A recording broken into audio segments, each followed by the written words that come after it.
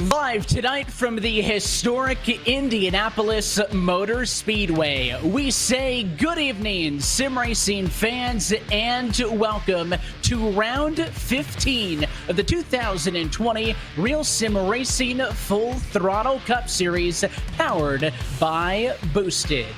We're happy to have you with us from the Brickyard tonight on RacespotTV, where, as always, alongside Dylan Coyle, my name is Evan Pasoko, and with our producer Hugo Luis, we're happy to bring you tonight's Boosted.Club 75. We continue to close in now. If you count tonight, 6 races left to go in the regular season in this 2020 campaign, and we are at one of the most historic and well-known tracks, not only in America and North America, but the world. Stock Cars at the Brickyard has given us some thrilling results over the years. Dylan, tonight the drivers of the Full Throttle Cup Series going to go after it for round 15 as we get set for 75 laps of action. You know, it's one of the more unique tracks on the NASCAR calendar, definitely because those sharp 90-degree left-handers are so prevalent around this 2.5-mile rectangle, if you want to call it that. Probably the biggest challenge for these drivers will be turns 2 and 4.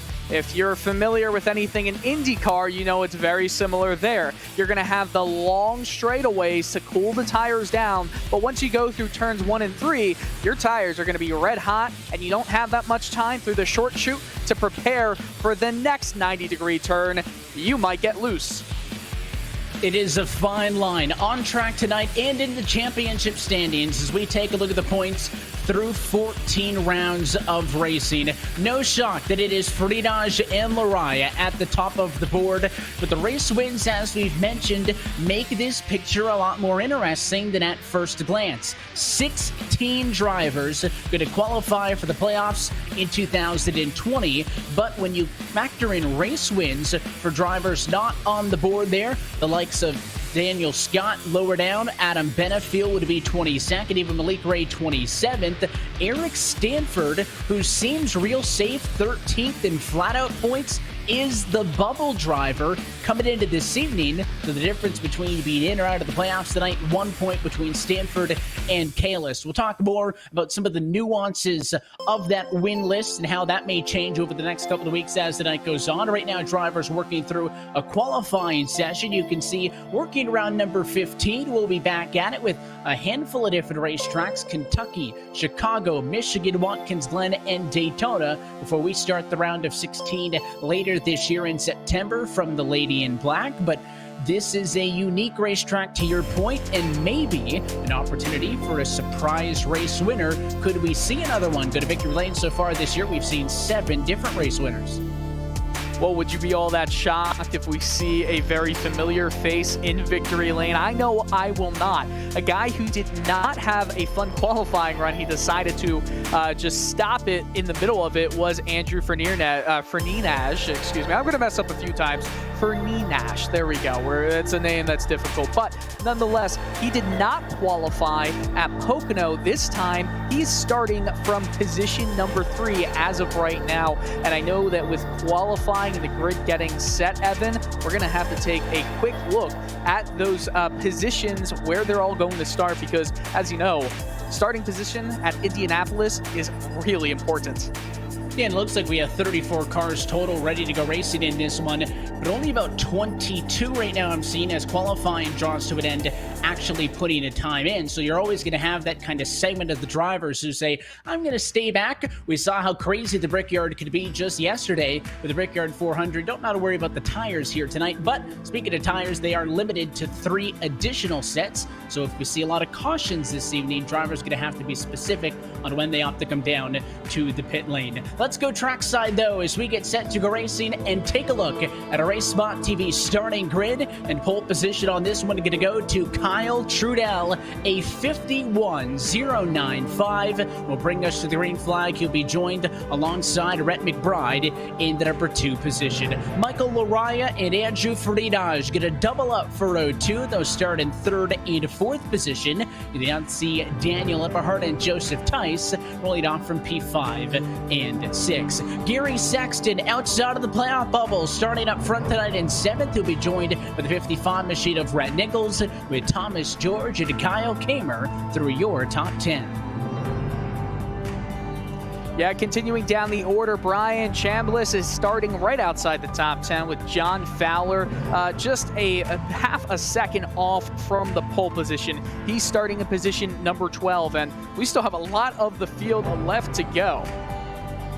Yeah, and there's some big names down here as we continue to work through the likes of Bradley Burke and Sam Nieto. Grant Davis missed a couple of weeks. We touched on that at Pocono. He'll start in 15th. He's trying to work his way back up in the points with Liam Sheen starting in 16th. Daniel Scott, though, one of your top runners with the race win this year, so he's safe. Missed a start last time out. He's back tonight in 17th. Justin Carey, P18. Matthew Mara needing a win. One of those playoff exemption drivers, 19th. Sean Kalist in 20th, and then the final two drivers to take a time to qualifying going to be Austin Wagner 21st and John Rodden in 22nd as the field gets set to roll.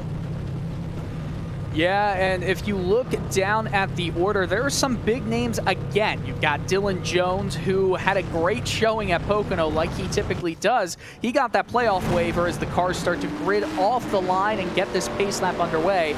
Jones has a waiver, so he's fine. He should be all good to go. This is just kind of a playground for him right now, but one driver we were talking about, at least you were in the pre-race show, Evan, is Eric Stanford. He had a 5th place finish last week at Pocono, and he gained 6 positions in the playoff standings. However, he is right on that cut line, so nothing is exactly safe for Stanford, and with him starting in 28th place, well, that's a bit dangerous in this really congested field. He's only, as we mentioned, into tonight, one single point ahead of Sean Kayla. Stanford is. If you look back to another position, Kyle Kamer, that's only a 4-point buffer. To Gary Sexton, it is only an 8-point buffer. Not all of those drivers can make it in on points, unless, of course, they possibly go to victory lane. There's a couple of our on-board looks this evening with Rhett Nichols and Matt Mara, top left and mid left of your screen. 2 of the drivers using the VR this evening from Indianapolis Motor Speedway. We got some unique perspectives from those drivers. Mara, not a good outing the last time from Pocono. His reaction, so we'll be checking in with those cameras many times tonight as well. But as I mentioned, 3 tires maximum here, so you start with the set on the car now. There are 3 sets of tires available in the pit stall for you to change as this race goes on. If this race stays green at a 75 lap distance, admittedly I'm not concerned, but that number was selected because it is just beyond what you might need. If we start to see cautions, a couple of interesting restarts, maybe some overtime, who knows how this one's going to shake out. The pace car's down and in, though. We're happy to have you with us for a Monday night on RacespotTV as we say, let's go racing from the Brickyard. We're off and away. It's round 15.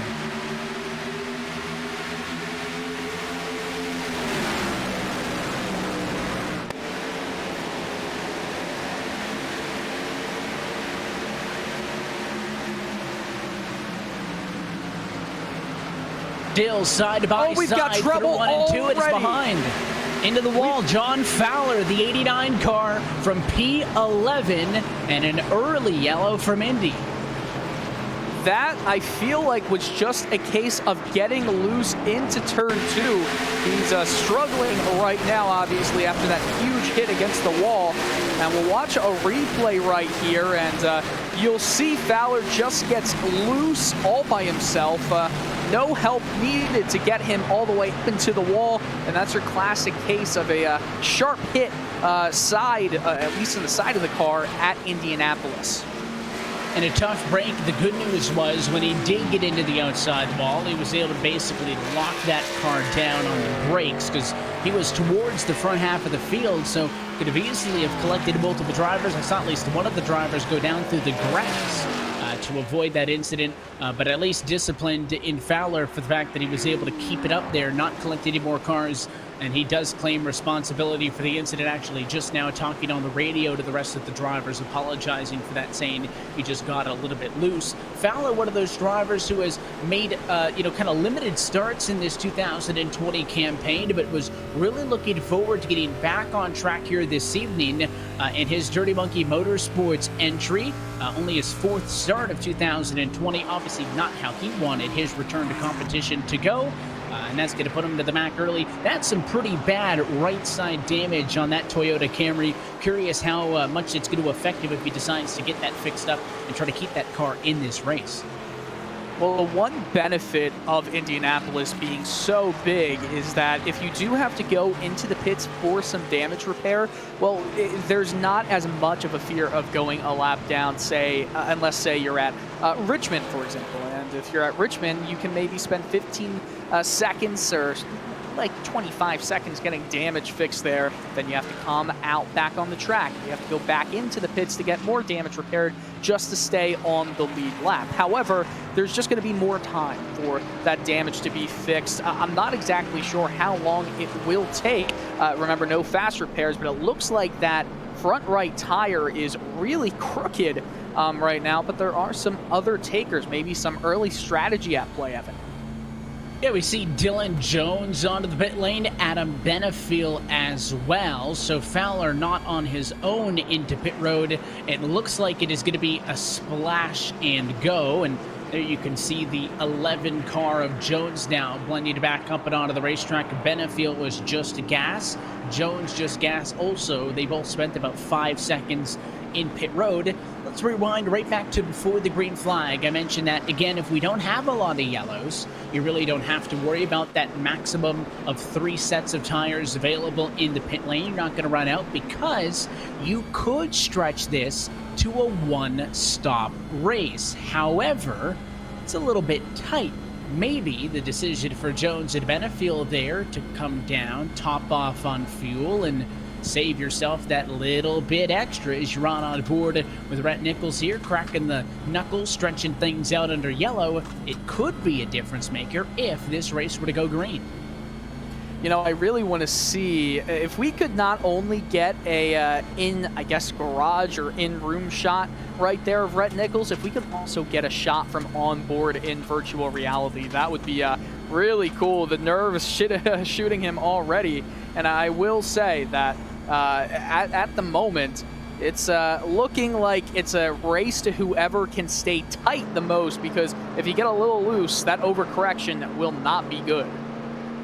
There's the on-board look with Matthew Barr. Again, just happens that both of the drivers that we are riding with here this evening at Indianapolis are utilizing the VR goggles, and these drivers use that every week, so it gives us a unique perspective of how things are playing out. Lights also out on top of the pace car. I mentioned Barra was one of the playoff exemption drivers, and we'll get into that because the pace lap at Indianapolis about 2 minutes around, so we still got time. So basically, if you want your win, if you have a win, to automatically lock you into the playoffs in this Full Throttle Cup Series powered by Boosted, you need to compete in at least half of the regular season races.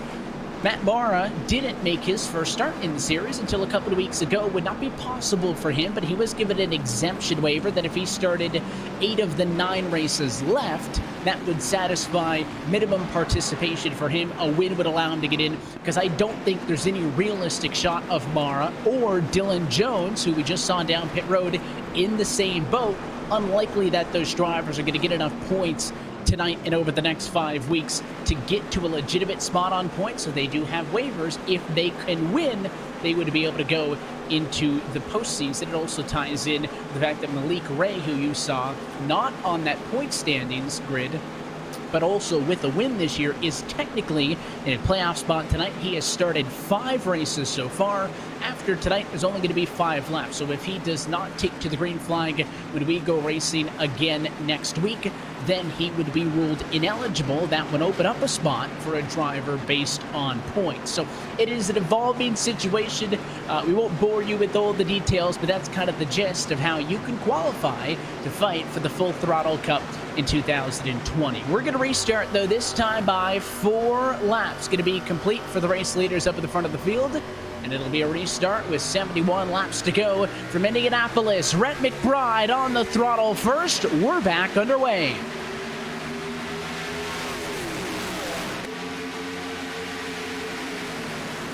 Brett McBride with a really big advantage, and it's always the leader's prerogative to get off in the grid first and get on that throttle. However, can we make it out of turn 2 cleanly this time? Seems like everyone at the front of the field, good job, everything's well done. Remember, there are 34 drivers, however, in the field, and that's going to add for a much bigger sense of competition than what we had at Pocono with the smaller crowd. Yeah, less drivers competing last week at Pocono. Thought that maybe that was going to allow things to spread out a little bit more with only 28. So you add a half a dozen of that one. A race at Pocono, 10 cautions for 28 laps. It was Andrew Ferdinand's 4th win in 2020. First full lap, though, under green completed. And look at the top 3, snaking to the inside, snaking to the outside, just as you saw in the Cup Series yesterday afternoon. Drivers going to be doing that here in the Full Throttle Cup Series. Trying to break the draft, which is oh so critical here at IMS. Want you to side-by-side battle between Trudell 7 and Tice in the 1. They're side-by-side for P5. You didn't always used to see this flying out to the inside, almost into the grass, until probably this year, a few years ago probably. It's an IndyCar thing we've always grown to expect, where the draft plays such an important part at tracks like Indianapolis that you're just trying to shake off the trailing driver from being able to get any kind of momentum, any sort of steam down those long straightaways, both at the front and back. Look at how close they're getting to that pit wall, swinging all the way back out to the outside wall and swinging into turn 1 with basically just like that. And one of the drivers in this battle, as the single fouls out for a moment, I mentioned as a bubble driver is Gary Sexton in that bright kind of highlighter yellow number 13 machine. He came into the points here tonight. I mentioned just on the outside. Normal points put him in 17th, but courtesy of race winners, that puts him about 3 spots out of the playoffs. The driver for Elliott Sadler eSports is running exactly where he started in P7. In fact, one driver we should mention that has struggled as Brett McBride has gone to the point in this race is Kyle Trudell. Started on pole, but he is down to P5 early. You're on board with him. Taking a look up as Andrew Ferdinand thinks about going to the inside of Lariah. He'll do it. Those 2 drivers, first and second in the points. Well, I'm talking about Gary Sexton. He's only had 2 top 5s this season so far. That is not nearly enough to make sure that you make the playoffs. Just a few races to go after this one, and there's some very interesting tracks. We've got a road course, a super speedway, and it can always be a roll of the dice, but Sexton's going to have to put in some consistent performances. A 7th place finish, obviously, it's very early right now, would be his 4th top 10 of the season. So again, he just needs to put in some more consistent performances, at least in the top 10. And if he does that, he gives himself a really good chance of securing a spot in the playoffs by the time Daytona finishes in a few weeks.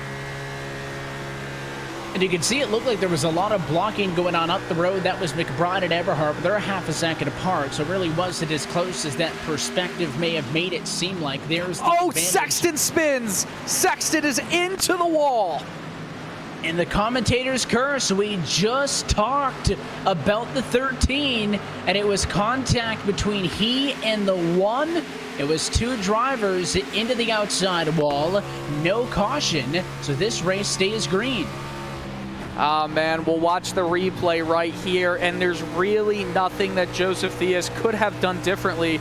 This was just Gary Sexton not knowing there was a driver to the outside of him. He tries to get the best line he can into turn 2 by swinging to the outside and having a very nice apex, but it just doesn't work out. He hits the wall hard, and Sexton is still driving, however, so we'll see where it places him. Right now, he's going to be counted as 28th in the order, but still driving with a lot of right side damage. We'll see how that impacts him.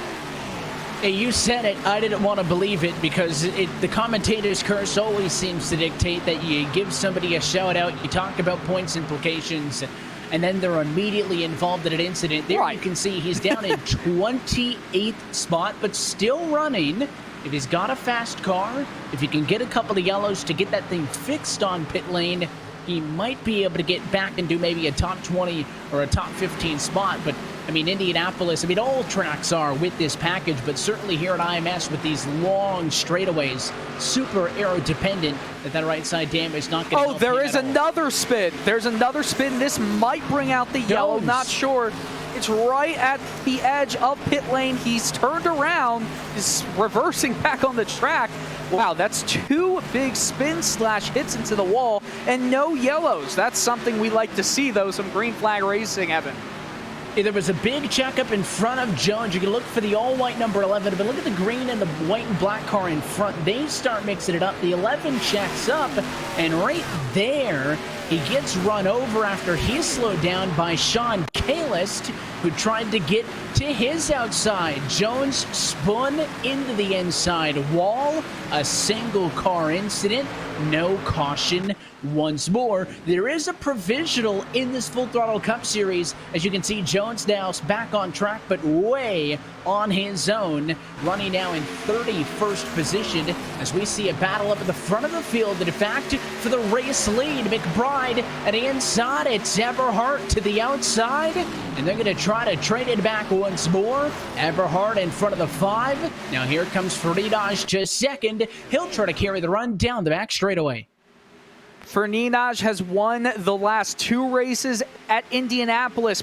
He does have some solid competition, and Daniel Eberhardt in 2017 or 16, that is, he finished second at this race. He's always a driver to look out for, not just as this track, but for the rest of the series. He could be a huge factor, as he's already been in this one. But Ferdinand, he clears Rhett McBride, gets himself into second place, and the points leader begins his hunt of Daniel Eberhardt. And one driver we mentioned going backwards was Trudell early, but the 7 car back on the hunt. He'll go to the inside of the 5 of McBride, squeeze his way through, and by the short chute, he is clear to move Kyle Trudell now back to 3rd. Remember, he started this one from pole, but he misses turn 2 by a mile. It'll check up McBride, and now here comes Michael O'Ryan to the inside and battle for the number 4 position. And watching that replay again, it looks like he just went in way too deep, way too early into the apex at turn 2. And Indianapolis, with that small banking, if you go right below the white line, you're typically fine. Anything closer to that, you hit this little patch of a flat asphalt before getting onto the grass, and that's exactly what Trudell hit right there. Trudell had a rough go of it in turn 2. Turn 2 seems to be the problem area for all the drivers so far. In turns 2 and 4, you talked about it pre-race, obviously so very different than 1 and 3 when you're working on that very long straightaway as opposed to, to that kind of little run down through the short chute. So that's going to be something drivers have to keep on top of all night long. Also, tire fall off kind of notoriously drastic here at Indianapolis, if you would. Let's go on board with Brian Chambliss in P7. His best lap of the race, a 51.80, just ran a 53.7, so he's almost 2 seconds slower per lap every single time around, and that's because of the diamond grading on the pavement here at Indianapolis. We don't have to worry about tire failures, but you do have to worry about tire degradation. And Malik Ray now going to go on the inside of the 25 of Chambliss in this 3-way battle. This Turn 1 at Indianapolis is such a fun scene to watch. Now, Malik Ray, he's already got those 2 wins. That's good enough for him. He's just trying to race his way cleanly to the front, try to get some extra points, but at the same time, as he tries to make it 3 wide down the backstretch, this is going to be a fun battle going into Turn 3. It looks like on the right side, however, Rhett Nichols gets the clear advantage, clears both of them, and gets into P6, or at least keeps it for at least the time being. Into the short chute, into turn 4, going down the inside is Malik Ray. He slides up just a little bit, but he's able to hold it. He's going to lose some momentum, and of course, Brian Chambliss is going to try and make it again. 3 wide down the inside. They were 3 wide on the back, now 3 wide across the yard of bricks. So they all going to dive into the corner. It'll be Nichols on the outside who bails. Chambliss, Ray stay side by side. And the driver for Joe Gibbs Racing in the NASCAR Coca-Cola iRacing Series going to have the run on the outside at turn number 2, and they're going to win that battle with a caution flag. It is behind them, and in turn number 2, multiple cars involved in this one. Jared Mogard is one of them, but it started with Justin Carey, I believe. Yeah, watching the replay, we'll get it up in just a second. Everything started in turn 1 with Grant Davis just getting into the back of Justin Carey, and then things just go haywire into turn 2. 3 cars involved, then a few more get involved as the parade continues to run to the outside wall. Trying to see exactly who was a hit at the very end, or at least ran into that entire crowd of cars as we watch Fernandez's aerial shot goes through that turn 2 area, but not at all something you'd want to be a part of. But again, it is that turn 2 area providing all of the action in terms of crashing, even though that started at the end of turn 1. Yeah, and this could prove to be, beneficial for the likes of Jones and the other drivers who had some of those single-car incidents, Gary Sexton as well, who were able to get the cars rolling again after being involved in incidents, because it looks like that both of those drivers are still on the lead lap. So the caution to flag opportunity going to give them a chance to come to the pit lane, get that car fixed up, and try to get somewhat back in a battle for position here at IMS. So we are just kind of on the border, almost exactly at 1/4 distance, working lap number 17 of 75. So expect the trip down to the pit lane for tires. Again, if you pit at 1/4 distance each time through, you'll use up all 3 sets. But I think these drivers kind of have to come in for service here, and it looks like everybody agrees. We also learned over the weekend it's a tight pit lane here in Indianapolis, so fortunately enough for these drivers, you're not going to go through anybody, at least when you're in the pit stalls. Yeah, that was the fortunate thing. Ryan Blaney's crew member, unfortunately, getting squished between a few cars in that pit lane. It's very, very tight, as we are already kind of seeing just all these just going through each other, and it's actually always provided some issues, as it looks like one car had to back up, still having to get into position right there, but it's always provided issues, at least for the IndyCar drivers over the years, and this one is no different. It looks like Michael Laraya had a very long time in the pits. He was the driver that was backing up and trying to get in order. He pitted from 5th. He's going to fall back a lot of spots, Evan.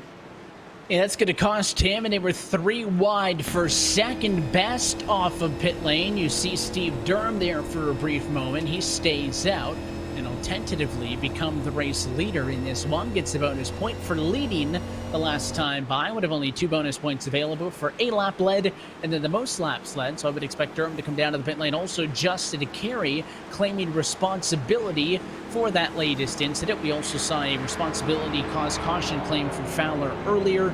So both of those drivers will be assigned a single penalty point as this series continues on. There's a handful of drivers in a little bit of a danger zone. The penalty point system of the RSR Full Throttle Cup Series states that if you get 7 penalty points, you're parked for a week. If you cause an incident and you fess up to it, it's 1 point. If you don't, it's 2. And each incident in the same race thereafter, that is doubled. So like Daniel Scott, Steve Durham up at 4 points. You're an incident or 2 away from missing out. That would be highly unfortunate this late in the regular season. Well, yeah, it would definitely be unfortunate. You know, Justin Carey being involved in that. His one race this season was at Sonoma, so this is his first bit of action at an oval, or again, a rectangle if you want to call it that, with the RSR Full Throttle Cup Series in 2020. He's claiming that one, like you said, profusely apologizing via the driver's chat, but it looks like the lights are off on the pace car, Evan. Daniel Eberhardt restarting first. Andrew Fernandez is one of the losers from that pit cycle. He goes back from 2nd to 4th, but we're also talking about Michael Laraya. He's going to restart on the outside from 16th. So really rough for him in the pits. I think he'll charge his way back up there, but it's really tough when there's really only one line at Indianapolis. Yeah, we talked about Malik Ray also. He has snuck his way up into third. Tonight going to be start number 6 for him on 2020. After tonight, he would have to start 4 of the 5 weeks left to qualify for the playoffs. And of course, with his pro duties and everything else, can't be here every week, and kind of knew for the get-go that it was going to be a part-time deal with the number 51 Rowdy Energy Toyota. But he is here this evening, and with 2 race wins in 5 tries, I believe that it is not much of a surprise that that car is up and in the conversation here, battling at the front of the field. Eberhardt selecting the outside line for the restart, as is the prerogative of the control car, as we get set for a restart to put 19 laps down and take a restart with 56 laps still to go from Indianapolis Motor Speedway. Pace car off and in. When does the 90 car let him loose? Green flag flies, so we're back and away. And here comes the 88 Friedrich following him for a good jump on the outside. It was a fantastic jump for Fernandez. He already goes from 4th place into 2nd, right on the tail of Daniel Eberhardt. They're already clearing Kyle Trudell, who has Malik Ray to deal with. But the draft on the back straight, it's going to be big as Malik Ray gets a little bit loose. Oh, that was a scary ride. Daniel Eberhardt trying to get out of the slipstream from Andrew Fernandez, and it's going to work at least for turn number 3. Fernandez still on that bumper. He's going to have a mighty run coming out of turn 4. And this is where he needs to carry that speed through for the long run down to turn number 1. It looks like Eberhardt at the very front, good enough on the quarter exit. He will snake his way down to the inside. Nobody else following him, though. They're going to allow themselves to just kind of run this out and not be affected by it, as we can see those 3 cars all lined up. They're getting closer and closer. I'll tell you what, Rhett Nichols right now running 9th place is having a lot of issues with getting loose. Oh man, that's probably the 3rd straight corner that he has had trouble making it without having to overcorrect his steering. Watch him going into turn 3. I'm curious if he's going to again get loose. He's the 5 car. Oh, big crash. A huge mess in turn number 3, and it destroyed the 44 of Michael Laraya, who got pinched up there, and there were multiple other drivers involved. It all started with Mara, who was slow at a 2. There he is, the green and orange car in the middle. That forces McBride to the inside, but check this out. I don't know.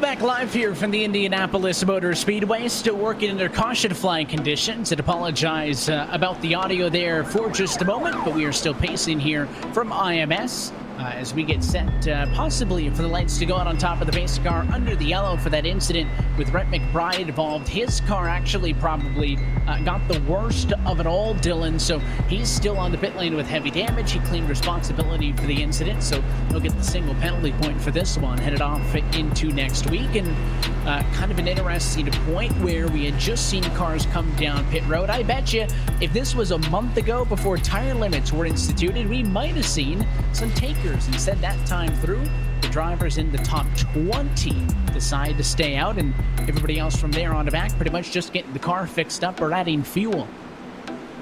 Well, just look at what was going on at Pocono Raceway just last week. Now, of course, we did see that there were some takers almost every time that the yellow came out, and I'll tell you what, Evan, that yellow flag came out way too much for both of our liking. Thankfully, in Indianapolis so far, it just seems like the drivers here are able to just deal with the difficulties of this track more than Pocono, at least on a consistent basis. Yes, we went 35 laps, green flag run at Pocono, but every lap after that, it felt like there was a new caution, a new yellow coming out every 4 laps. I don't even think we had more than 4 laps run on a green flag run during the second half of the race at Pocono. However, this round, it seems like the driver issues are few and far between, and they seem to be very fixable issues. So I think we're in for a more consistent bit of green flag running. Hey, maybe we get the opposite of Pocono in a really nice green flag run here. We'll see how this one plays out. Pace car down and in, and this time through, Eberhard electing to start on the inside line as opposed to the outside where he was the last time through. It'll put the number 7 to Kyle Trudell on his bumper, forcing Friedage and Ray to the outside. He'll go all the way to the exit of the restart box. We're underway. Now here comes Trudell to the inside, but that move may have been early. He tucked back in line, so he'll stay without a penalty as the 90 now clears for the race lead. I'll tell you what, Kyle Trudell has a lot of rear end damage because on the takeoff from the restart, Thomas George went a little too early and hit him really hard in the bumper. But now we have a battle at the front. Look at that bump drafting heading into turn 3. Will Friedage try to take advantage of that and push Eberhard a little too deep into the turn? He might have pushed him a bit too deep, but he wasn't able to take advantage of it. It's clearly the number 90 that is in front at the end of this first lap of the restart.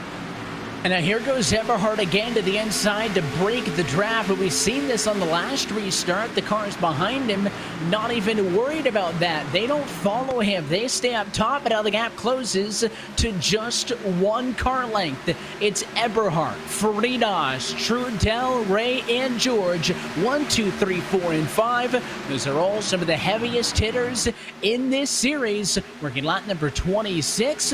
Friedage has got to run. If he makes a move, it'll be a late one. Let's take a look headed to turn 3.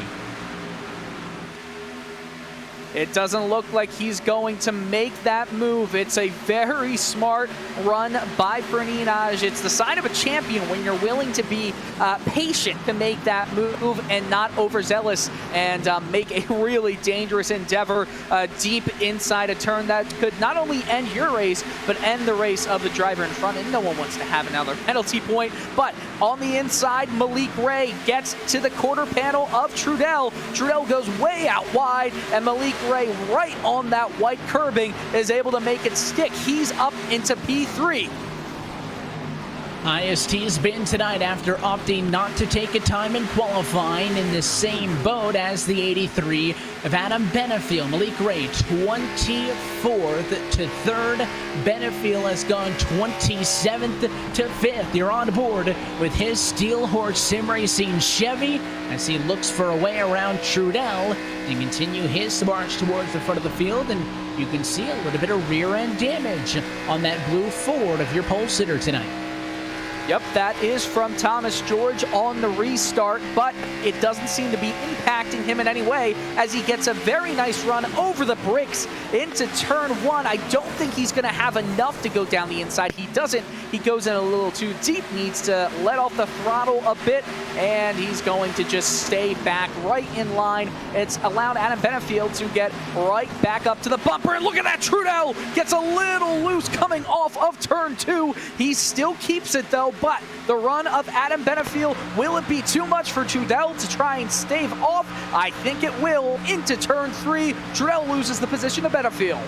And I think the 7 car missing a bit of rear downforce due to the back end damage on that Ford, and therefore that rear spoiler is damaged a little bit, because if somebody gets sideways, you might expect it because they were getting a little bit too lenient down deep into the corner, and there's that little bit of asphalt inside of the white line, but you'll notice after about a foot or so, there's actually curbing, and these stock cars do not like getting down and onto that curbing. You can see the likes of Friedage and such flirting with it, but Trudell was nowhere near it. He's saying over the radio the car not feeling the same as it did on the last run, so that damage obviously affecting him. Yeah, it does seem to be making him a little bit too loose for his liking. At least if he's able to just keep it steady, hold the car just up until possibly another caution, another round of pit stops, then it'll be very nice. I think for Trudell, the hope is that another car crashes and not him, so he's able to lose a very small amount of time in the pits pretty quickly with having to repair that damage. You see the positions gained. Benefield, Ray, look at that, 21 and 23 positions, probably the biggest loser from that top 18 group. It's got to be Gary Sexton, who has worked his way back up into 16th or 15th now after a little bit of issues very early on in the early stages of here at Indy. And you can see all the plus and minuses for the drivers that have been making moves here so far, or so not, as I talk about the curbs. Rhett Nichols reminding himself that apron not a friend as you go on board with Bradley Burke. But a couple of weeks since we've seen the number 95 machine back in action, he is a little bit tight that time. And at turn number 3, squeezing number 9 Thomas George up and against the fence. Burke down a position after not a good result last week at Pocono, and not a good run at a turn number 4 could open him up.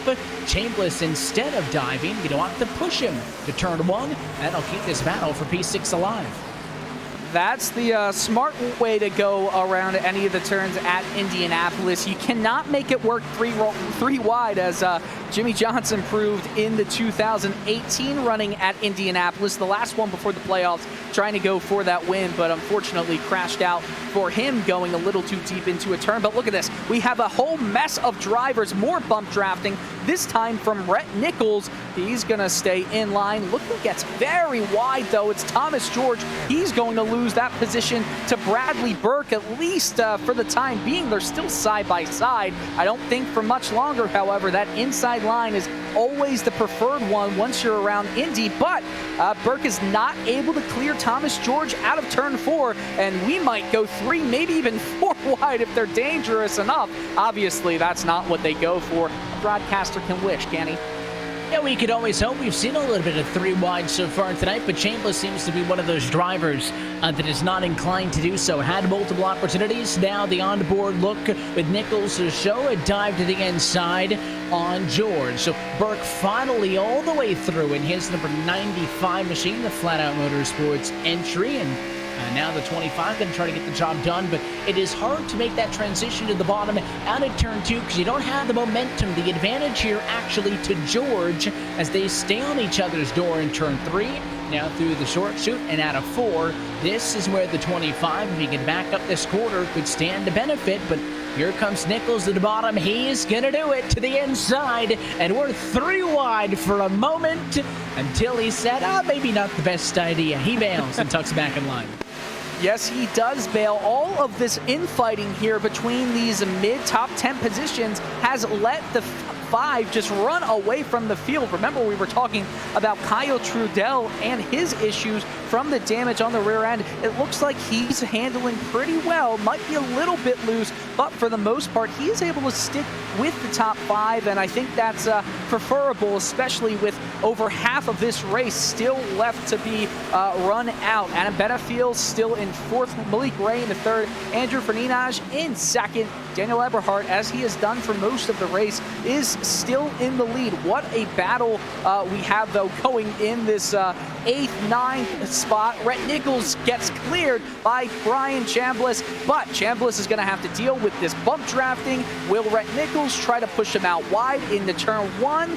He lets go and backs off. Thomas George a lot slower, however, and that means that Brian Chambliss will have to get backed up, courtesy of George's slowdown. Yeah, he finds himself in this 4 or 5 car group because Bradley Burke actually pulled it away. We talk about how difficult that is here. The battle for the race lead, another group of cars who can't seem to get away from one another. Eberhardt still has it, but Andrew Fernandes stuck in it. It's a bad turn 3 for the 90, but Eberhardt, or I should say Fernandes, can't take advantage of the mistake by Eberhardt because he was too close behind him. He had to jack up to gather it on his own. So this battle can continue, but I mean, these top 5 cars have pulled away. Burke in P6, by the way, is about 3.8 seconds back from these leaders. So the top 5 have checked out. These are some heavy hitter names in this series. The field is led by 3-time race winner Eberhardt.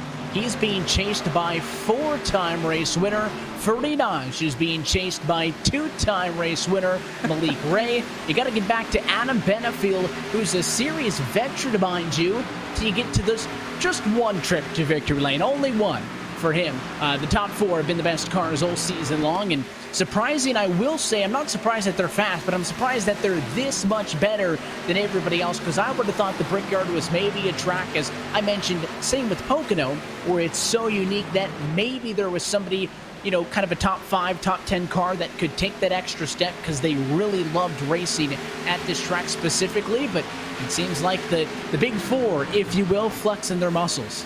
Yes, it's the big 4 flexing their muscles. Look, there's a bit of traffic right in front. Steve Durham is running really slow compared to the rest of this pack. It's going to slow down Eberhardt as he comes out of turn 2. Maybe it's not as much as I expected originally, but it's going to still provide a slowdown. Even though the draft for Eberhardt, it's very nice, especially when having to deal with this hard-charging pack of cars. Eberhardt goes down the inside. Thankfully, it looks like they'll all make it through, but it's going to end up hurting Malik Ray, who gets cut off and goes down the inside. All is well, however. Kyle Trudell is the last one of that top 5 group to have to deal with him. He has to go a little bit slower, but some really nice driving by everyone, and I've got to give credit to Steve Durham, racing very cleanly. It's sometimes hard to do that, especially at a track like Indy, where if you get into the marbles, your race is pretty much over. Yeah, and it could also really hurt somebody depending on where they catch you. If you catch somebody on corner exit, pin them to the inside, obviously not intentionally, but I mean, it could really back them up for some times. So the fact that they were able to navigate around him pretty successfully in 3 and 4, I think shows that he did a quite good job. But there's 12 race wins of the 14 races that have happened this season represented inside of your top 5 runners of the racetrack right now. And the next time by, in fact, this time through, going to be halfway home from Indianapolis, 37 down, 38 to go. So going to be past halfway in the Boosted.Club 75. Tonight's coverage, as always, powered by Boosted, the place where gamers and creators go to monetize it digitally. Their team will build you a totally free e-commerce store and help get sponsorships for those looking to build their brand online. Go to Boosted.Club for more information. Looks like Eberhardt trying to make this more so a battle for second than first, because Malik Ray around the 88 car, and now he'll set his sights on P1. The difference between first and second, about 12 car lengths. Was that a reference to back home in Indiana? If it was, it wasn't intentional, but maybe we're just, we're that good at it that you can hit them without even trying. Oh, of course, right? That's all the broadcaster game. We can tell the future sometimes, unfortunately. But nonetheless, every car, they're running pretty well, really. I'm impressed with how all of these drivers have been dealing with the pressure here with the playoffs. I mean, they're coming. They're really close to coming here. And you'd think that would lead to some more daring attempts, even around the inside or outside. Obviously, that's not exactly what we are seeing. We're seeing some cars get pushed out wide, but nothing too worrisome, I guess you could say. Everyone's driving pretty cleanly, not taking too many attempts. I don't think we're going to go through the rest of the race caution-free, however. But the thing to look out for, Evan, is that when the last yellow happened around lap 17, they all stopped into the pits, got a fresh set of tires, got fuel into the car, and again, that was 20-plus laps ago where they got that fuel. NASCAR Cup Series car would probably have to pit around lap 35 or so of a full green flag run. So if we continue going green for give or take another 15 or so laps, we might see some green flag pit stops, which is always nice for an added bit of spice here at home in Indiana. That was intentional. Yeah, I got that one. We got one out of the way for certain. And listen, dude, the way that this race is played out now is if it can stay green, pretty cookie cutter. One pit stop, you get to the distance. Of course, anything can happen. And as you look at this group again, just the way that these cars can't get away from another, who knows how it's going to come playing out. Looks like Thomas George not happy with the 98 machine on the back straightaway. They're bumping and banging. And looking at Michael Lariah. Lariah was up front earlier in this race until he was involved in an incident. And one of the top cars in the points coming into this evening, second to only the four-time race winner in Friedage, is now back here with a damaged 24 of Grant Davis. Not how he wanted his night to play out after he started in third. You know, and we're looking at where drivers started. We expected more out of Jones, Eric Stanford, but from their starting positions of 23rd and 28th respectively, they're only up to 19th and 20th halfway through this race, more than halfway at this point. They have not been able to gain any ground. Some drivers, such as Steve Soa, he's also dealing with only a few spots gained. I guess 9 spots, but only up to 22nd from a 31st place starting position. Again, look at Michael Lariah. It doesn't seem like in juxtaposition to Pocono, Evan, that these drivers are able to gain positions as quickly as they were able to do in Long Pond, Pennsylvania, here in Indianapolis. Yeah, certainly different, and it's going to play out differently as well. And we head for our next race next Monday from Kentucky Speedway.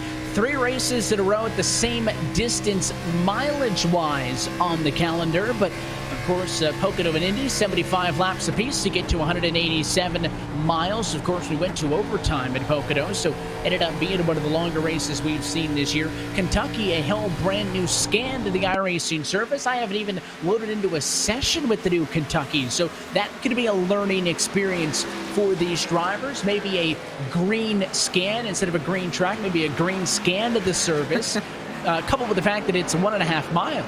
Could make that one a real competitive outing for round 16.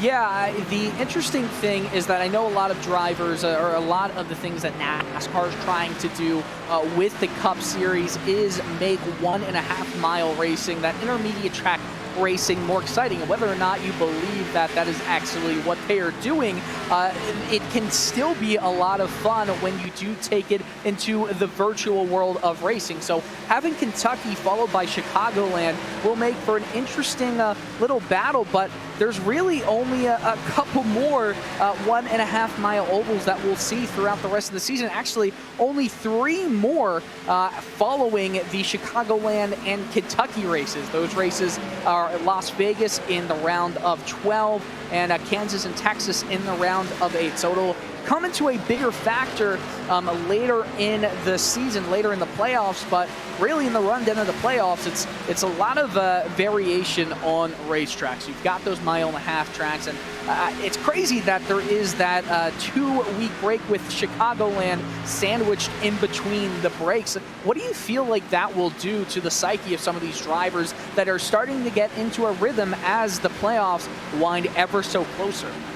Yeah, it was originally scheduled to have Chicagoland immediately follow up Kentucky and then 2 straight off weeks, but opted to change that up a bit to space things out as we're on board with Malik Ray looking to the inside for second, and Andrew Friedage is going to let him go. He held up the 51 for, I think, as long as he could. Of course, when you're behind somebody, you got to deal with all of that aero push. Not as extreme in the sim as it is in the real world. You can get off a lot closer than you can in an actual NASCAR Cup car, but Malik Ray gets his way on through, and now he'll look to go to the race lead for the first time this evening. But with this schedule, this RSR Full Throttle Cup Series powered by Boosted is only 30 weeks long. Of course, the NASCAR Cup calendar 36, and believe it or not, when this schedule was written down, it kind of mimicked what the NASCAR Cup Series calendar looked like.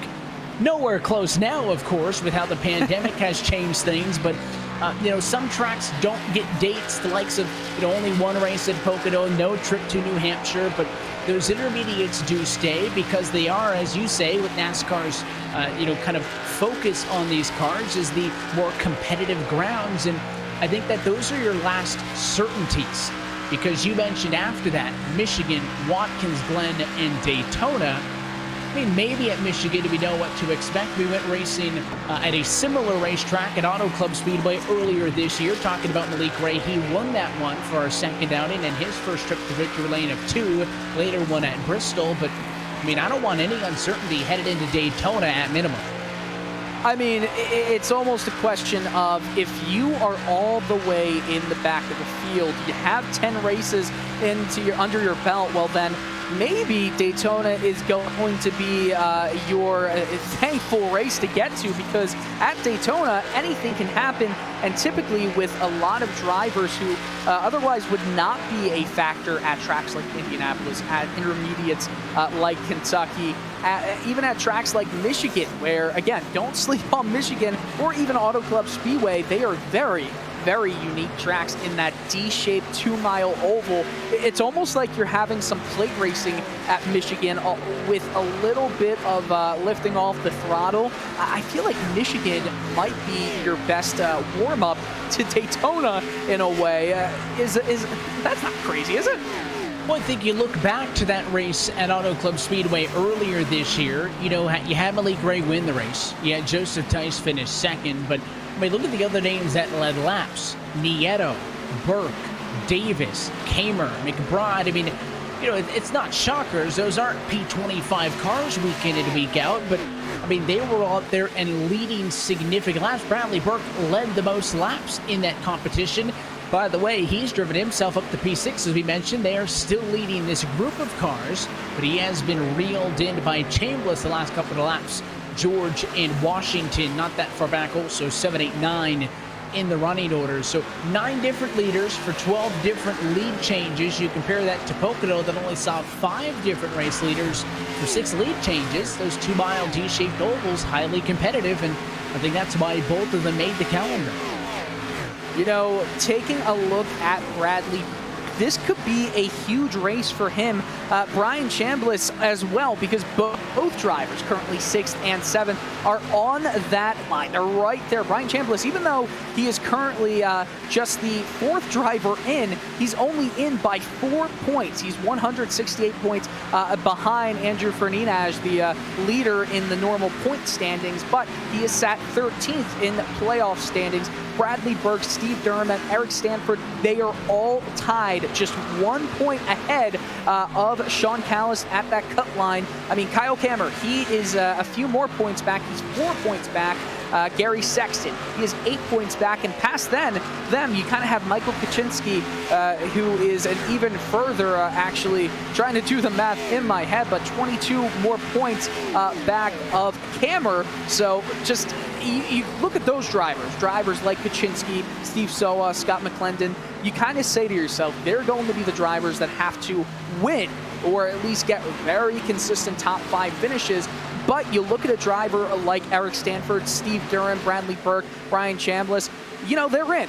They are very much in, but they're not near confirmed. You have to race every single race like you were completely out of it because, again, 1 or 2 positions different by the end of any one race can see you pushed down the lineup, down the order, even if you're a point back. So it's really about racing your best race, paying attention to where some of the other drivers around you are situated on the track. Brian Chambliss, Bradley Burke, Steve Durham, Eric Stanford, Sean Callis, Kyle Kammer. Those are the drivers that we really have to take a look at if we're talking about points racing. And like I said, Bradley Burke, 6th, Brian Chambliss, 7th. You have to go a little bit further down the order, though, to see some of the other drivers involved. Sean Callis, he's down in 16th, only 4 positions gained. Eric Stanford, he's back in 18th and heading down into the pits, as is Brian Chambliss, Evan. Yeah, he had just put down his 32nd lap on those tires, and with only 26 laps to go in the fuel window to go to the distance, and he's already run that run down to the halfway, so I think this is going to open the floodgates. Fredas over the radio announcing that he'll be coming to the pit lane. The 26 also going to be down and in. Here comes Eberhardt from the lead, but he locked it up a little bit. Pit road speed here at Indianapolis, 60 miles an hour. He did get to that, but locked up the tires. And looks like a handful of those cars from up front come in, so they're going to go for the immediate undercut, get the hot lap on the new rubber, while Malik Ray stays out and goes to the race lead. Just to put a bow tie now, as we see the pit cycle kick off on that talk about the points and, mentioning the uncertainty of Daytona.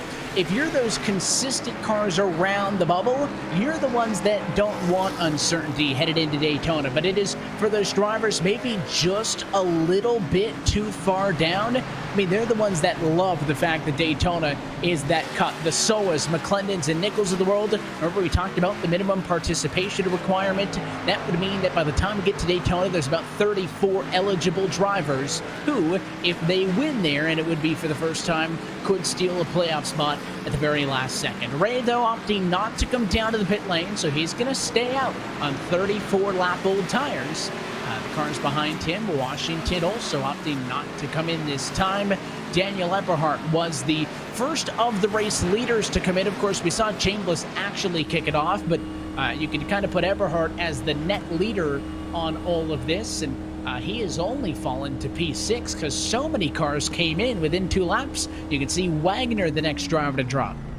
Yeah, pretty much everyone went in during those 2 laps. So like we were talking about around 15 laps ago, this was going to be when the window opens up. There's no more green flag stops that you can expect in this race. We might have some cars go into the pits if there was a yellow, but really clean driving from all of these drivers. I expected a little bit more of a kind of a mess, to be honest with you, throughout the pit cycle, but it seems like they were all able to deal with it cleanly, and we still have some clean racing. That pit exit, it is so difficult to get around because there is no banking. You have to really hold yourself at the very bottom to get the best speed going onto the merge line on the backstretch. If you can't get that, then there's a big issue, as we see on board with it looks like Rhett Nichols and Michael Laraya down into turns 3 and now 4. Both drivers are dealing with some, or Thomas George that is, both drivers are dealing with just getting out of the pits and trying to find a draft partner. Yeah, I saw some sparks as well, so Nichols would have caught the fence just a little bit there, but the 9 Machida George was telling him the whole way down the back straightaway, take it, take it, take it. I mean, he did not want to fight over that at the time being. Malik Ray is in from the race lead. The Joe Gibbs Racing Toyota is down, looking for 4 tires and fuel. Again, put it on set number 2 of tires. That's what most of the field is doing, so once they get back out there, only 1 set would be left if there would to be a caution late in this one, but this has been a green flag run now, approaching 40 laps long after the last time we were under the caution flag was quite some time ago. These drivers did a whole run. It was back at lap number 21, so just over 30 laps since we have gone back into green flag racing conditions. Eberhardt jumps down to 4th. We are still waiting on David Washington first, Sean Kalis second, and Matthew Mara third to come into the pits.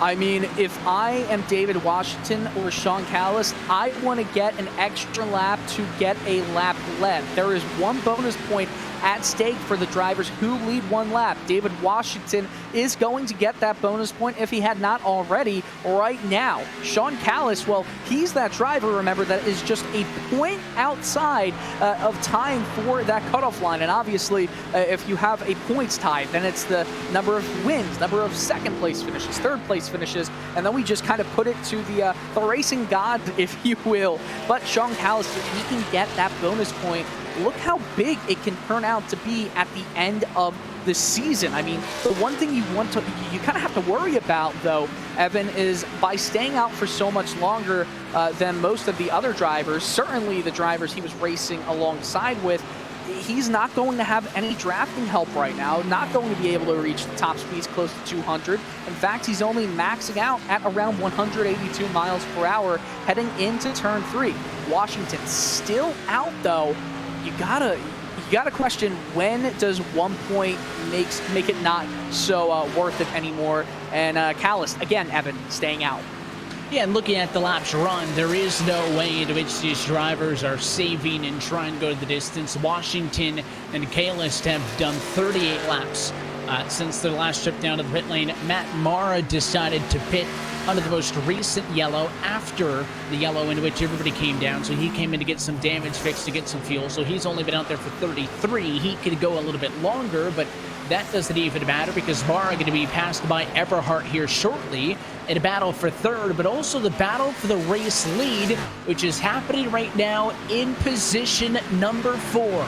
Daniel Eberhardt, the net race leader on this pit cycle, but there is Adam Benefiel on the bumper. Difference, 1 car length. The Donnie car pushes up. There's lap traffic in front. Benefiel looking. Are they going to split the difference 3 wide? They're going to snake high on the 23. Mara falls at a third to the inside of Pellegrini, but here comes Benefiel.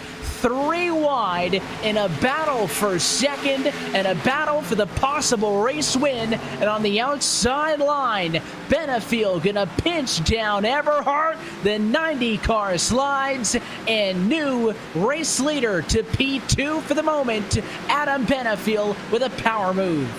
Some fantastic racing right there, Evan, but 2 things to note. Sean Kalis got that lead lap bonus point. Expect him to come down right now as Washington dove down into the pit lane just the previous lap. If Kalis does not go, I'd be surprised. And question for you, do you notice anyone not fighting at top? It's Malik Ray. Ray had to serve a speeding penalty too fast in pit lane and had to go down one more time. Is currently scored as the last driver 1 lap down.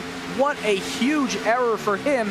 Fortunately for him, though, not much to worry about with 2 wins on the season so far. The big thing for him is to get the start here tonight, but I know that he and all of the viewers joining him on the Twitch stream would have liked to see that car go to victory lane. He was 65 miles an hour on pit lane exit.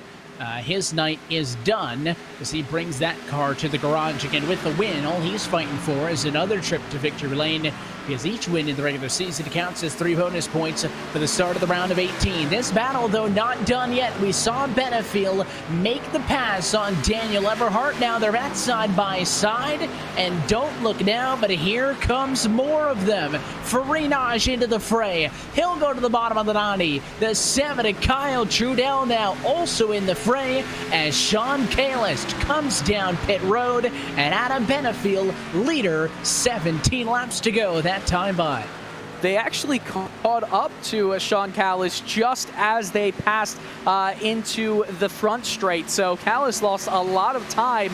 Was that extra point worth it? We'll see at the end of the regular season. But we've got a great race on our hands on lap 59 of 75. It's gone by really quickly, Evan. It's certainly quicker than at Pocono last week. And I'm hoping for a finish that is as great as this race has been so far. It really has been. We've seen the strategy come into play, and now is where maybe the fresh tires, we would normally say, you know, Malik Ray, even if he didn't have that speeding penalty, he wouldn't be in this battle right now because he waited about 3 extra laps. He'd probably be 5-6 seconds behind, but he would have the fresh tires. He would start now to work his way up. There is none of that in this four-way battle for the race lead. All 4 drivers on screen now fighting for the race lead, pitted on the exact same lap as one another. So there is no nuance. The tires are even. Track position about as close as you can get it. And Adam Benefield going to try to use that clean air to stretch this thing out, as these drivers have no excuses. Four-way battle for the race lead, but the best driver get the job done, and Adam Benefield would love to get a second trip to victory lane. Outside of that race win, by the way, earlier this season, after he put that car in victory lane in the season opener at Daytona, mind you, it hasn't been spectacular. Only best for 22nd in the points. Headed into this evening, he wants to prove a point on top of getting 3 more bonus points. Very nice, very nice. I like that right there. But Benefield, yeah, only 1 pole on this season, 2 top 5s, 3 top 10s.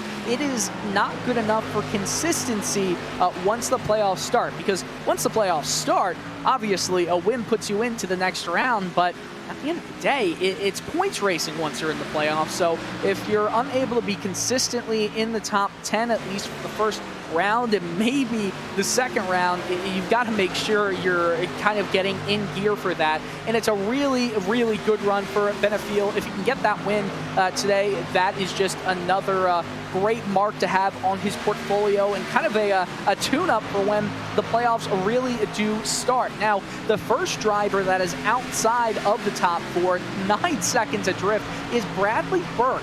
What a really good performance for Burke. If it can stay like this, this will be a very nice chunk of points and will help him go from just a driver on the bubble to potentially a driver who is starting to creak his way into at least somewhat of some semblance of safety. That is, Evan.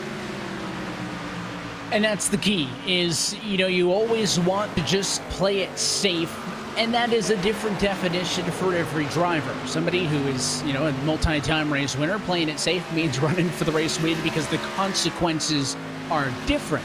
Somebody who's on the bubble playing it safe means I'll take a P10 over trying to take a risky strategy to go for the top 5 or to win, because if I have a bad night, the repercussions much worse off for my playoff hopes than they are for somebody else. And that's why everybody's definition of playing it safe different. And we ask drivers with race wins, I mean, hey, you got to win now. Does this mean you're going to push it more? Because at that point, again, if you've gotten the minimum start requirement done, the only thing you can gain is by winning another race and getting 3 more bonus points to start the postseason. If you don't win a race, you might as well finish 30th every week. It does not make a difference.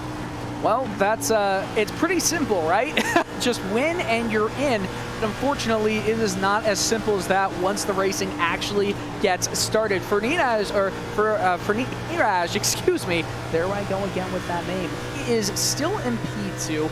He hasn't really pressuring Benefield over the course of the last few laps, but I'll tell you one thing, Evan, once the laps start to go into the single digits and get closer and closer to that white flag, he's going to really push. I don't think he's going to be one to be too aggressive at the moment and waste those tires for the end of this decently long run, because if he does burn it out, then you could almost say goodbye to that first place finish.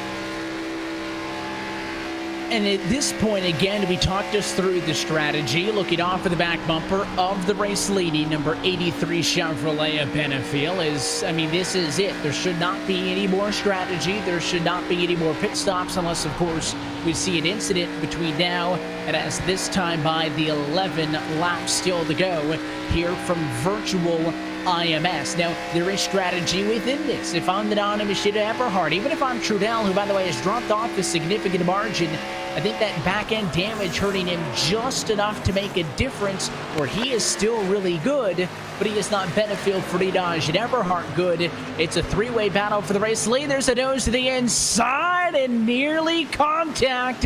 Friedage trying to work to the inside of Benefiel and almost cleaned him out. I'll tell you what, I was also looking at some action in 5th place with Bradley Burke. Burke lost a lot of steam to Matthew Mara, who's trying to get back on the lead lap. He's the first driver a lap down, so a caution would put him back on the lead lap. I don't know if we're going to get it, though. We haven't had one since around lap 17. A very, very long green flag run, but of course, the broadcaster's curse, well, it can always be present evidence. Sneak up when you're least expecting it. We've done it once tonight, so never say never. Poor Gary Sexton talking about how his night had started so good. He's P10. Yeah, so we mentioned, listen, he got into the outside wall, didn't get the yellow immediately, but said, hey, if he gets the yellow, bring that car down to the pit lane, get it fixed up. And I said, I think what? Maybe a top 20 or a top 15. He's looking for a top 10 as way to the inside is Kyle Trudell. The 7 car from position 4 slid the exit at 2. It was Eberhard in front of him who got into the wall.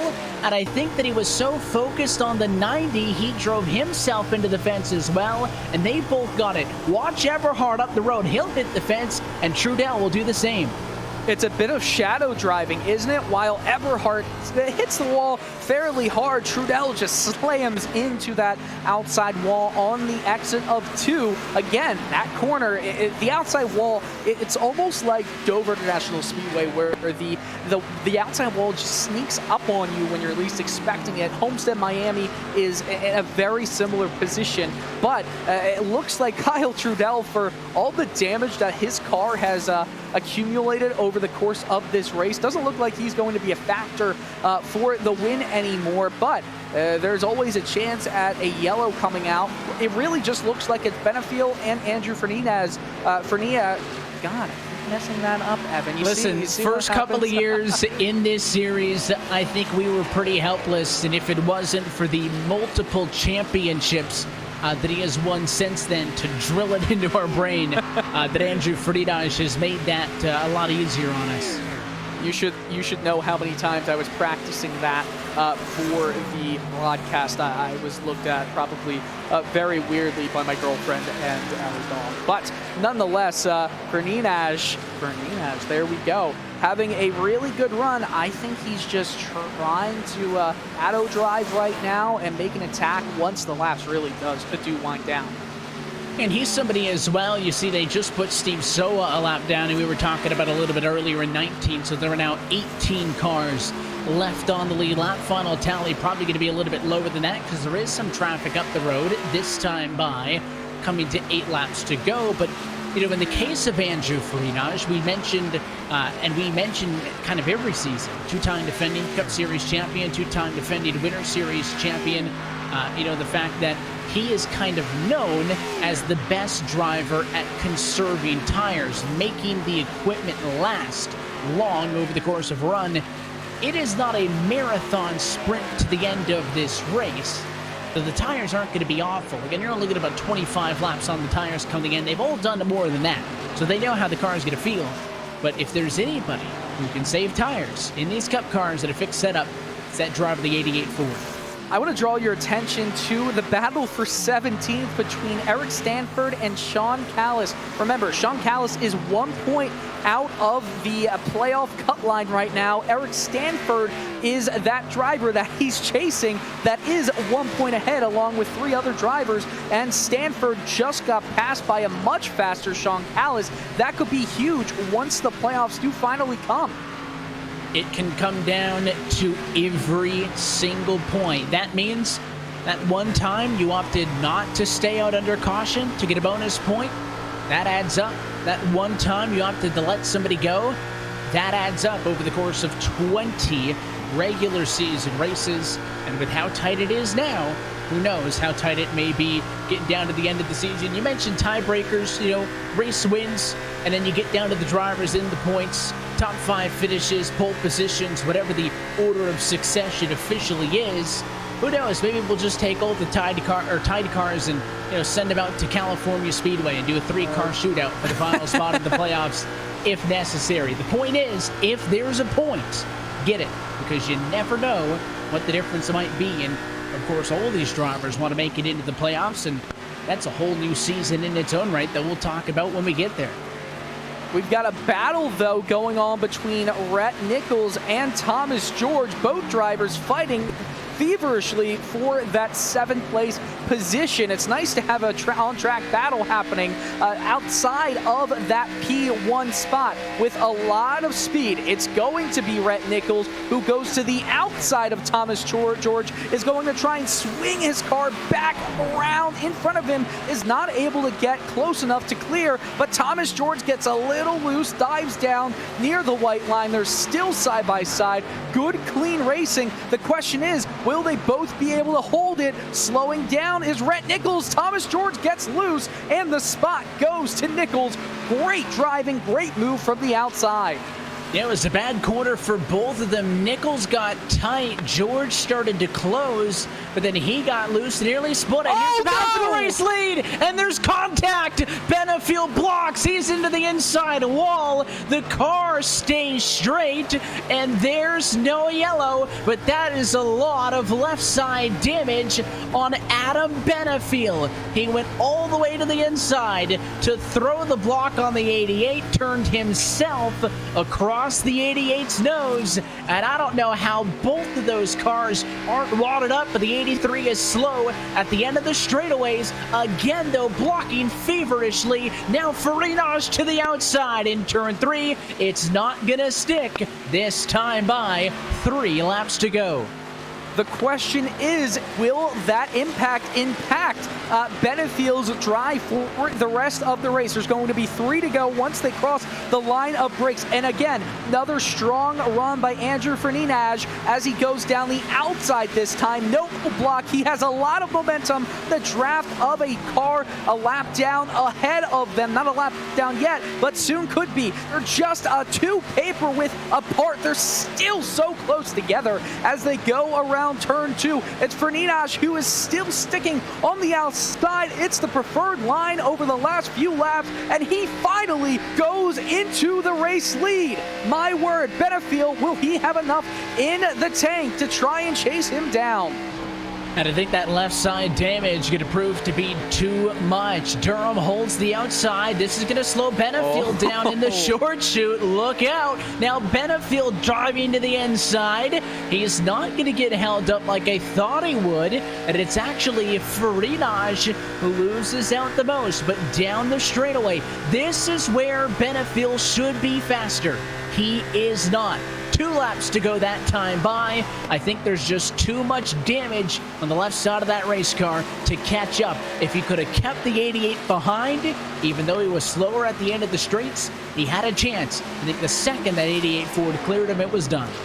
Well, there are still question marks left in this race. That was the first time on the front stretch that we would see a clear head of steam. But remember, Steve Durham was giving Fernandez the slipstream of his own, but it still doesn't look like Benefield is able to close that gap between him and the championship leader at the moment. And it seems like his performance is just being impacted really negatively right now. And look at that, Matthew Mara, the first driver a lap down as we're coming to the white flag, is almost bump drafting Benefield to try and get back on the lead lap. The next flag, it's going to end this race. And Fernandez, well, he is clear in front.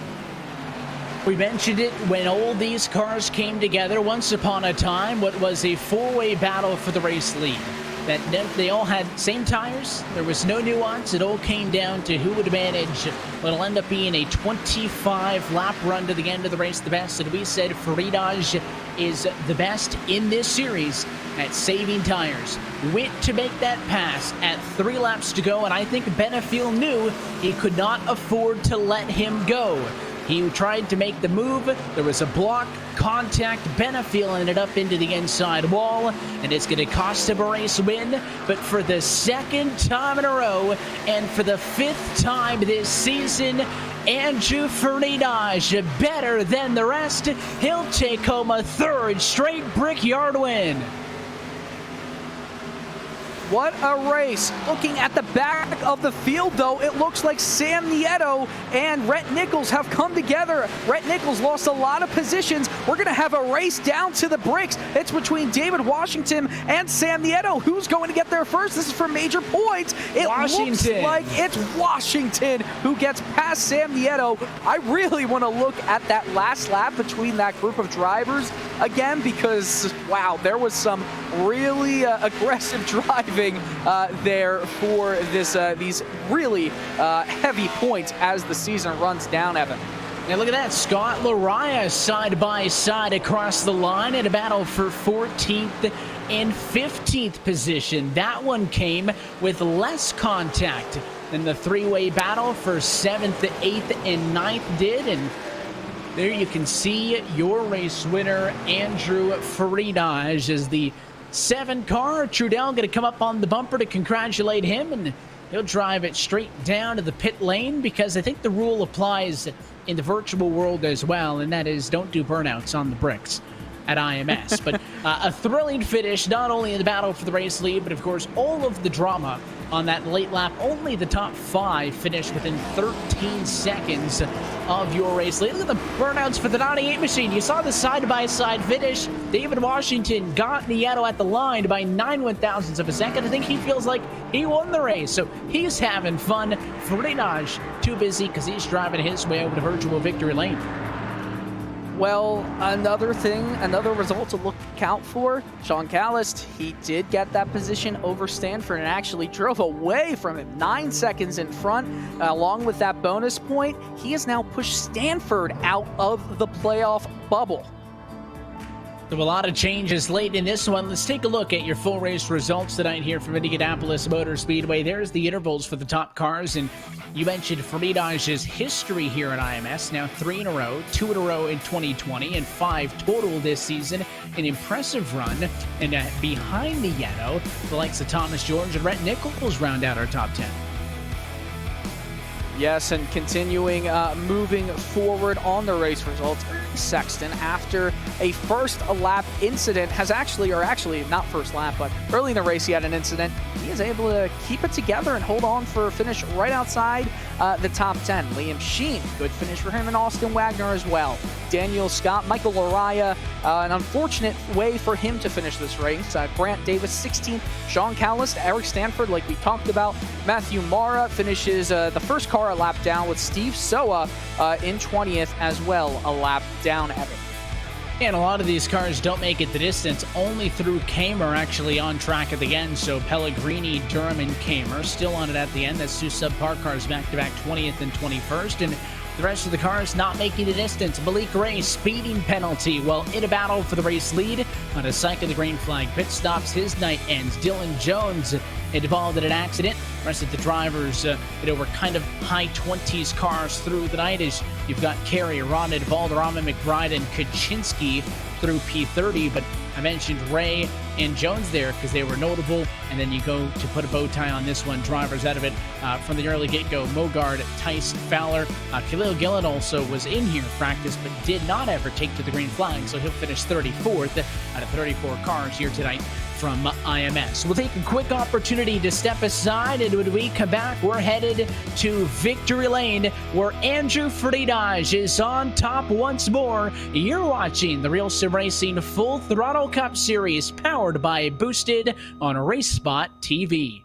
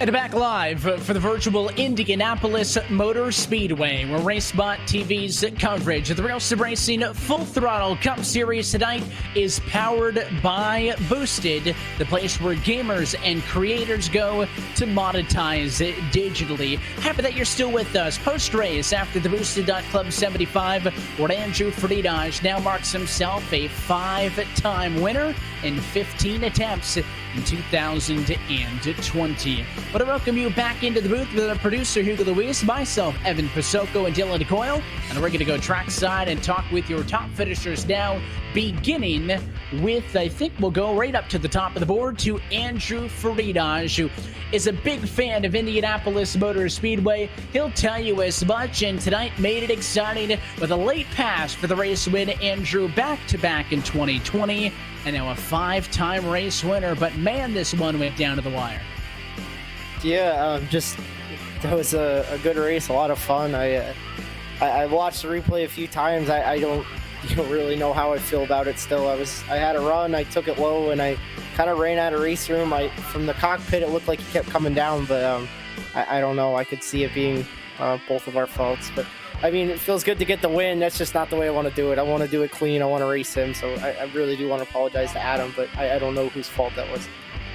Not often do we see a race in which you end up in victory lane while only leading 3 laps. And of course, it happens to be the final 3 laps of this one. So, I mean, take us through this race as a whole. Oftentimes, we'll see you start at the back. Tonight, qualified up in the number 4 spot and kind of ran up there all night long. And this one was decided based on that long green flag run, which included a cycle of green flag pit stops, which afterwards found you and 3 other drivers all in one pack up front.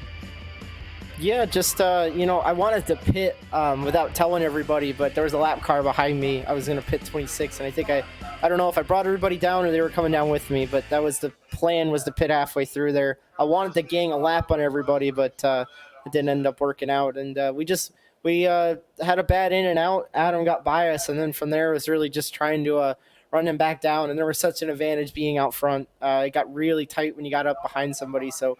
And I mean, me, Malik, Daniel, Adam, we were all so even. Even Kyle was there, so it was just a game of track position.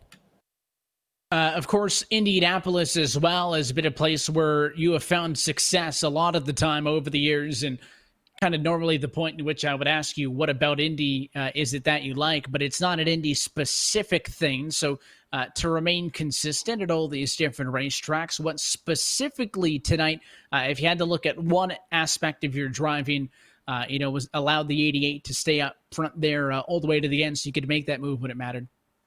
To be honest, and this is going to sound weird, but it was staying in second. Daniel was out front there, and I followed him for a while. I was able to pace myself and not go out there and burn my stuff off. Ever since this new tire model, I kind of lost my tire saving thing, so it was nice to just follow somebody, not run too hard, and we didn't fall. We fell off a little bit, but not as bad as last week like we were doing. So I think that was a big key, and then it was just trying to get by Adam at the end there. 5 races left to go in the regular season. We've known you've been a playoff driver since even before really that first win here in 2020, looking for the title defense as the 2-time defending champion. I'm not going to ask you about how you think the next 5 weeks look for you, but how has these 15 weeks looked from your perspective at your competition? Is pretty soon we'll have the field whittled down to the 16 drivers who are going to be, 15 other drivers going to be challenging against you for the Full Throttle Cup. What have you seen out of them as this season has progressed? Yeah, I've been here, I think this is my 4th year, and the competition just gets better and better. You got Benefield, Daniel, Malik when he's there, Trudell, Lariah. There's just so many good guys that could show up on a given night and, win the race. So it's going to be very interesting with these rounds, especially you got to win in advance and all that. So you really, really got to step up your game. I know I have to practice more. I have to put a little more into this. And, especially these guys bring the best out of me.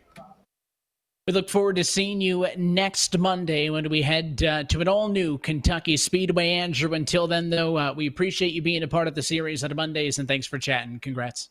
Thanks so much, guys. Race winner tonight in the Boosted Club 75. We'll continue things down further to the pit lane. It was Adam Benefield, Dylan, who was in that battle with him coming to the end of this one. It is a P2 finish for the driver of the 83 machine. Your trackside with him. Yes, Adam Benefield has finished second place in this race, which, be honest with you, it looked like it was shaping up to be a Benefield win. Unfortunately, though, that was not what happened. Adam, thanks for joining us. Those last few laps, you were so close to tasting a second win of the season. What went wrong out there? I got to figure out how to keep her out front on this thing. I mean, that's bit me probably. I feel like 2 or 3 times this year between that and having equipment issues with my pedals. That's the big reason that I can't save the tires. I'll go in there and I'll let off the gas and it sticks open just a little bit, so I got to play with it getting into the corners, and it just kind of burns the right front off of it. So you're getting ready for a playoff run. You're already in. You are one of the only drivers, though, right now in the playoffs to not exactly be in because of a combination of points and wins, even though wins are what really matters for you, because you're back pretty far in the point standing. So for you, when it's coming to playoff time, what matters more? Does it matter to get that consistency in your finishes, or is it just trying to race as hard as you possibly can, try to get a few more wins on the table? Well, I mean, to me, it's a combination of both. And honest to God, like we should have had. I mean, this season should be a lot better than what it has been. I mean, last week, look at last week. We started in the back and drove up to the front and was in the lead at Pocono. Internet drops and I go back to the back. So that happened, and this week I screwed up in qualifying, drove from the back up to the front, had a shot to win, and just going hard for it there at the end. I'm tired of seeing the freaking 88 win races. I'll tell you that much. Well, he's won 5 of them this season. Are you going to be the one to stop him come playoff time? We shall see. So you've got 2 straight 1.5 mile tracks coming up. You're not going to see much of them until later in the playoffs. Only 2 1.5 milers, the next 2 for probably the next 10 or so weeks. In fact, the next time you'll see an intermediate track, the start of a round of 12, round 2, which is the end of September. So what is your approach like in these last few races in terms of the tracks and getting some knowledge ready, some setups for some similar tracks once the playoff starts? I mean, you have Chicagoland, you have Kentucky coming up, and then you've got Texas, you've got Kansas later in the season that might end up playing a big part in your championship push.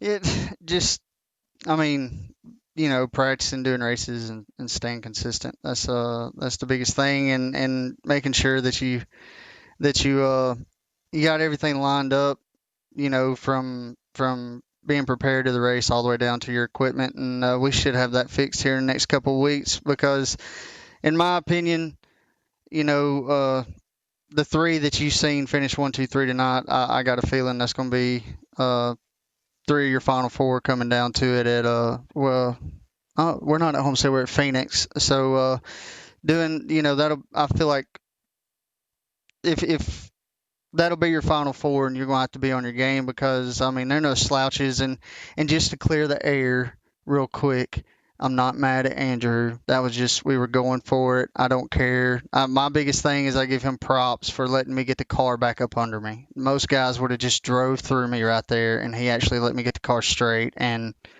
passed me again. So I like Andrew. He's a good kid. He's a hard racer, and he's fast as hell.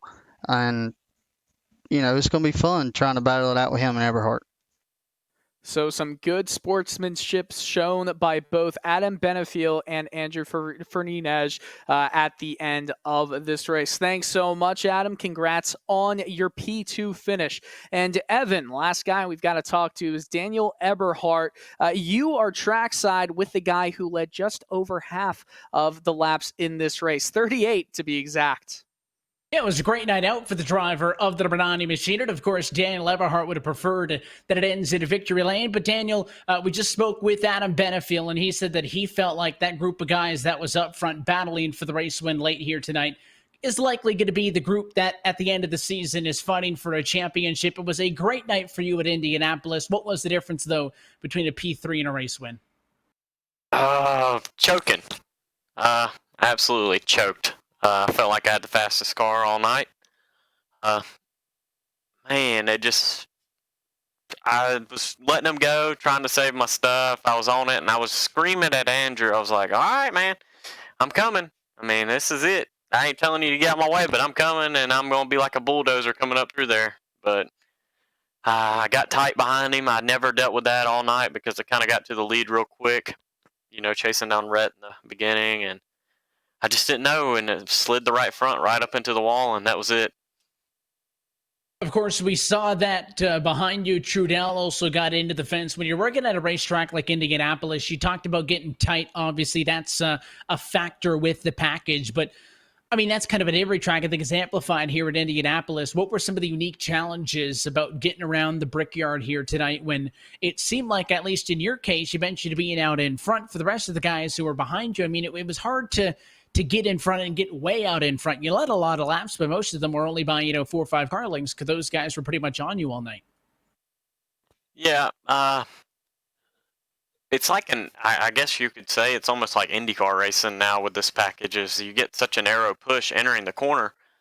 You're just going through there, and when you hit the corner, you got to hit it perfect in the first part of the turn, and then you go through the short chute, and then the second part of the turn is like you get loose. So it was kind of funny because it was like the right rear loved turn 2 and turn 4, and the right front hated turn 1. It was very weird, definitely behind somebody, and even you dealt with that a little bit up front, but not as bad. Of course, coming into this evening, now after tonight, only 5 races left to go on the year. You've already got, the trips to victory lane. You're in a position that you're going to be into the playoffs. It was the same for all the cars that you were racing around at the end of this one. I mean, how important do you really think that those 3 bonus points are available to you? Because granted, that's only to give you an advantage to kick off the round of 16. So, I mean, is it critical that you get more race wins, or is it more so to, as you were talking about chatting with Andrew on the radio, trying to let him know that you were coming for him, is it more so just to kind of prove a point to the other guys? No, I like wins, and I like winning. I'm not no Kyle Busch where I'm going to have a hissy fit if I don't win because, I mean, finishing second and third just as good as winning sometimes. Definitely like tonight where you have right front damage and the cars slow down the straightaways about 2 miles an hour from the leaders. No, I want to win, but in these last couple weeks I felt like I figured out something, and I finally figured out how to save tires. That is something that I haven't been able to do for the last 10 years on this sim. It's just been a struggle for me, and I finally feel like I figured it out in everything I've been doing. Well, talking with Andrew Frida, she mentioned as well that with this new tire model, that has been kind of a learning process for him as well. You all seem to be well positioned as we get to the end of the regular season. We are headed to an all-new Kentucky Speedway next week, and I haven't even loaded into a sim yet at that new scan of Kentucky. Have you been on track there at all, or is it going to be totally new for you headed into next week? It's going to be totally new. I'm going to be happy to see the Colonel going through the turns and stuff like that. I forget where they put him at, but it's going to be cool. I hate to be like this, but I hate repaves, even in a sim aspect of it. It's not like Atlanta where it's bumpy. It's going to be just like, to me, it's going to be like Texas of new, and it's going to be like Kansas other than running against the wall. It's going to be kind of weird because Texas, you didn't really run the very bottom. You kind of straddled the like right side up in the middle lane and not on the bottom. It's very weird. And I feel like if you look at Kentucky, how it's laid out now, I think we're going to be doing the same thing. Like you said, you haven't loaded in the sim, and I haven't even put down a lap there. But this week I'm going to be putting down a couple laps there and try to figure that place out. And hopefully you got it dialed in before we see you next Monday night. But at least for tonight, for here from Indianapolis Motor Speedway, Daniel, it's another good result as you put that car in a top 5 finish once more for the 9th time this season. We appreciate you being in the league. We appreciate you chatting, and we'll catch you next time out. Thank you, Evan. It is your 3rd place finisher here tonight from Indianapolis. And a big thanks not only to Daniel Eberhardt, but to Adam Benefiel and Andrew Friedage as well for chatting with us. And the Brickyard's in the books, 15 races down, 5 races to go. We are getting that much closer to the start of the postseason, and we've said it all 15 weeks, if we're being honest. That next week going to be that much more important. Yeah, every single week comes the most important race from here on out. And if you're looking at where the standings are in terms of playoff bubble, well, there's a lot of drivers still competing to get into the playoffs. We were talking about the decision by Sean Callis to stay out and lead that extra lap, as well as how he was able to pass some of the drivers, such as Eric Stanford at the end of the race. Well, guess what? Sean Callis, he is in the playoffs at the moment by 2 points. So all of those drivers, it's going to change rapidly in the last 5 weeks of the regular season, especially with different configurations coming up. I mean, I guess you could say the next 2 weeks are the most figured out besides Kentucky's repave. But when it comes down to just a 1.5 mile oval, most drivers know what they have to do other than a few quirks. However, once you get to Michigan, you only have experience with one other track like that in Auto Club Speedway. Watkins Glen is a whole different beast. You're going to have some road course ringers bringing the car on the left and right parts of that circuit. And of course, you're going to throw the dice, roll it so far at Daytona, where possibly one of the guys on the bubble right now in points could be pushed out if there is a winner outside the top 16, even going back as far as, for example, 30th. As long as they've gotten 10 races in or have a playoff waiver by the time that result shows, they are in the playoffs by virtue of a win. So, Evan, we've got some great racing. Hopefully, I'm here to talk about it with you in those weeks. Yeah, it's been a fun 2 nights of action the last couple of weeks at Pocono and Indianapolis. Now we take that next step and we head to the intermediates for the next couple of times out. But, I mean, big night for Adam Benefiel. He gains a lot in the points. Bad night for Steve Durham. He was at a playoff spot entering this evening. He is below the cut line as we close the book on the Boosted.Club at 75. But until next time, that is it for us here at RacespotTV from the virtual Indianapolis Motor Speedway. So on behalf of our entire team at RacespotTV, the folks over and all the drivers of RSR, for myself, Evan Pasoko, Dylan Coyle, Hugo Luis, and of course for all of you tuning in at home, I want to congratulate Andrew Friedage, a 5-time race winner in 2020. That's nowhere near, by the way, the record that he set last year. Still a lot to come, I think, from the 88 machine. That's it here for us tonight, though, from IMS. We will catch you next time out. First time ever at the new scan of Kentucky Speedway. That'll be next Monday, July the 13th. It's a 9 Eastern start right here on RacespotTV. That race and every race of the 2020 Real Sim Racing Full Throttle Cup Series, powered by Boosted, can be found exclusively right here on RacespotTV. Until next time, good night from Indianapolis.